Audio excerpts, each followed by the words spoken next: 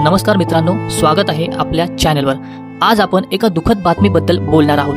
मराठी आणि हिंदी मनोरंजन विश्वातील लोकप्रिय अभिनेत्री प्रिया मराठे यांचे नुकतेच वयाच्या 38व्या वर्षी निधन झाले आहे।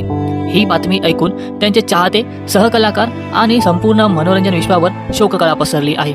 चला तर जाणून घेऊया प्रिया यांच्या आयुष्याबद्दल आणि त्यांच्या निधनाच्या कारणाबद्दल।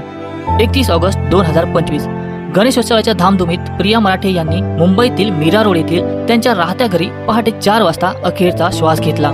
गेल्या 2-2.5 वर्षापासून त्या कर्करोगाशी झुंज देत होत्या। त्यांनी या आजारावर मात करण्यासाठी खूप प्रयत्न केले, पण दुर्दैवाने त्यांची ही लढाई अपयशी ठरली। त्यांच्या निधनाने मराठी आणि हिंदी मनोरंजन विश्वात एक मोठी पोकळी निर्माण झाली आहे। प्रिया मराठे यांनी 2006 मध्ये झी मराठीवरील या सुखांनो या मालिकेतून अभिनय क्षेत्रात पदार्पण केले।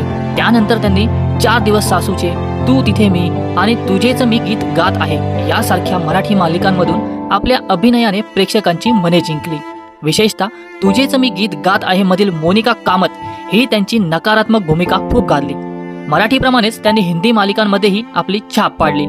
पवित्र रिश्ता मधील वर्षा देशपांडे, कसम से, बड़े अच्छे लगते हैं, साथ निभाना साथिया यांसारख्या मालिकांमधून त्यांनी प्रेक्षकांचे मनोरंजन केले। मराठी नाटक आणि चित्रपटांमध्येही त्यांनी महत्त्वाच्या भूमिका साकारल्या।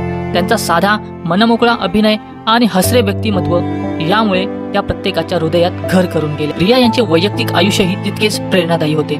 24 एप्रिल 2012 रोजी त्यांनी अभिनेता शंतनू मोघे यांच्याशी लग्न केले। शंतनू यांनी स्वराज्य रक्षक संभाजी मालिकेत छत्रपती शिवाजी महाराजांची भूमिका साकारली होती। या जोडीला इंडस्ट्रीतील सर्वात प्रेमळ जोडप्यांपैकी एक मानले जायचे।